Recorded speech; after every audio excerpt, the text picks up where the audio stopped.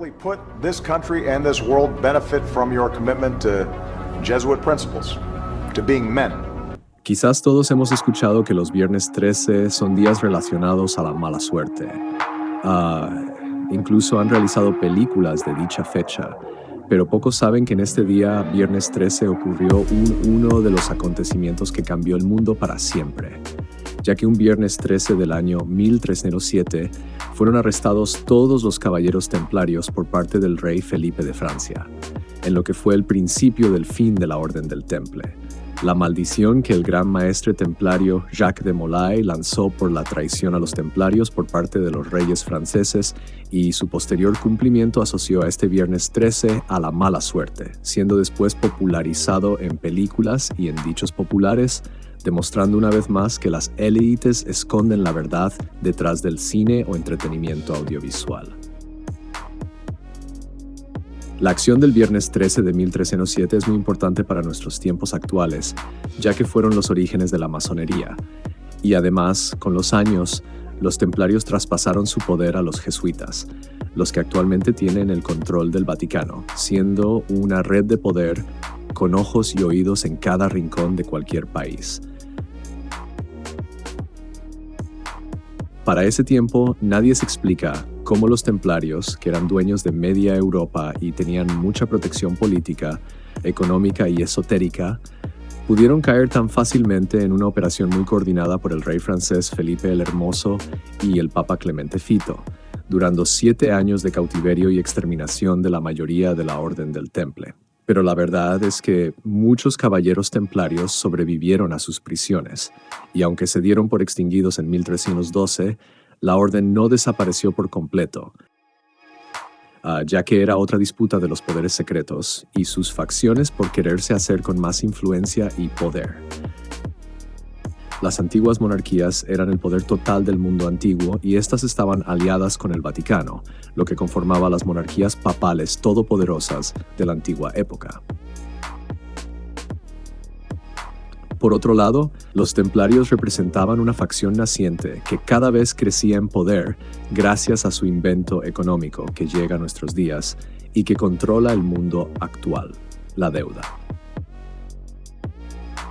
Hoy en día, millones de personas sufren por las consecuencias de una operación financiera a gran escala llamada la crisis de la deuda soberana, planeada por los mayores bancos del mundo. Pero esto tuvo origen en la Edad Media, donde las noblezas y monarquías vivían endeudadas por financiar conflictos, y estos prestamistas fueron la Orden del Temple, convirtiéndose en los precursores del sistema bancario moderno, aprovechándose de la deuda para el control de las naciones, tal y como se hace en la actualidad por sus herederos, los jesuitas.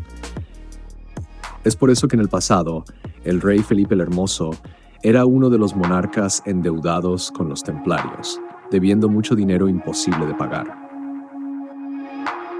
Exactamente como ocurre actualmente con la mayoría de países y sus deudas al Fondo Monetario Internacional y al Banco Mundial. Por lo cual, el antiguo rey francés Felipe el Hermoso tuvo la idea de acabar con los templarios, a quienes debía, y así eliminar la deuda. Por el contrario al plan del rey francés, los templarios sobrevivientes se aislaron en la clandestinidad esperando las condiciones óptimas para volver, y mientras preparaban su momento de venganza, seguían recuperando el poder que les fue quitado por los reyes y el Vaticano. Su venganza empezó años después, en la llamada Revolución Francesa, cuando quitaron del poder a los reyes franceses varias órdenes y logias con otros nombres, pero siendo los herederos de los miembros templarios iniciales. Esta venganza templaria se vio homenajeada en los pasados Juegos Olímpicos de Londres 2024, donde se mostró a la reina María Antonieta y el destino que tuvo al ser removida del poder gracias a la Revolución Francesa, lo que evidencia a quienes actualmente tienen el poder, siendo aquella facción que luchaba contra las monarquías papales de la época antigua y que salieron victoriosos. Los templarios que alcanzaron a huir de Francia y los que estaban fuera del alcance de Roma y del rey francés rehicieron su vida de forma discreta, pero unidos aún en secreto. Dejaron de hablar de su Dios porque por la época podrían ser acusados de blasfemia, Así que pasaron a usar el término G de gran arquitecto del universo, y sus grupos se fueron rodeando de un gran secretismo protector para evitar traiciones, adoptando un sistema de comunicación en clave. Y así fue como nació la masonería, en concreto el rito escocés, también fundando a los Rosacruces en su regreso a Francia años después. Existen muchas evidencias de que los masones son una evolución de los caballeros templarios, pero no por ello se debe decir que la masonería es la heredera de la Orden del Temple, ya que quien heredó el verdadero poder, el conocimiento y un papel protagonista visible fue la Compañía de Jesús o los jesuitas, que actualmente tienen el control del Vaticano con el Papa Francisco, el primer jesuita en sentarse en el trono. Los jesuitas, al ser una orden religiosa, eran perfectos para pasar el poder y riquezas de los templarios sin que se les persiguiera desde el antiguo Vaticano. Por eso nació la Orden de Montesa, la cual fue usada para el traspaso del verdadero poder templario a la orden religiosa y militar de los jesuitas. El primer maestre de la Orden de Montesa fue Guillaume d'Henry, un hombre de avanzada edad que dejaría el cargo tan solo 60 días después de haber sido elegido. En realidad fue un nombramiento simbólico, incluso ritualístico, para dar continuidad dinástica a la orden, ya que el anciano Guillem era descendiente directo de los 9 fundadores de los templarios. La orden se estableció en el castillo de Montesa, que anteriormente había pertenecido a los templarios, y mediante Francisco de Borja se transfirió la orden de Montesa a los jesuitas, ya que era el hombre de confianza de Ignacio de Loyola, creador de los jesuitas.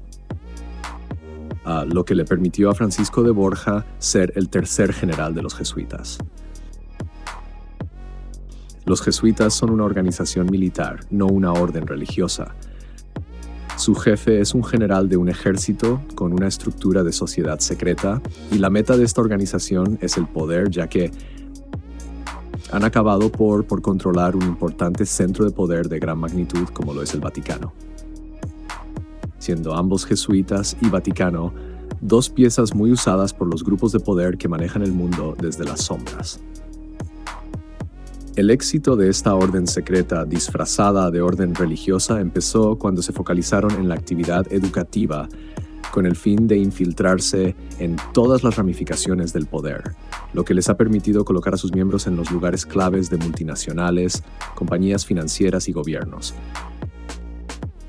Simply put, this country and this world benefit from your commitment to Jesuit principles, to being men.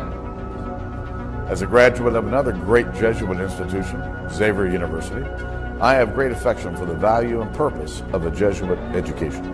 As you may know, my running mate, Tim, is Catholic and went to Jesuit schools. And one of the things he and I have talked about is this idea from the Jesuits of the Magus, the more, the better. Great religious leaders here tonight give us all an example that we can follow. And we've got to come together, not only as a nation, but as a world community.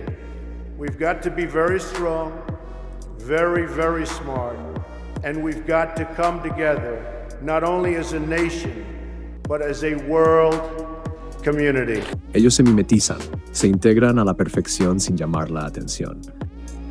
No llevan sotana, como muchos piensan, ya que ser jesuita no implica nada religión. Son personas educadas, entrenadas y puestos en posiciones de poder por la compañía jesuita, también siendo instruidos en artes esotéricas. Sus miembros se lo deben todo a la compañía y son capaces de hacer todo por ella.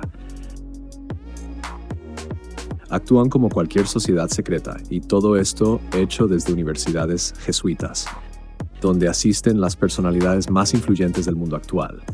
Ellos son la verdadera orden que domina el mundo actual, el ojo que todo lo ve, porque donde ocurre algo importante siempre hay un jesuita. Si la masonería actúa en la sombra, los jesuitas actúan a la luz del día. Las dos sociedades que se repartieron el poder de los templarios hoy en día influyen y crean nuestra realidad, nuestro futuro.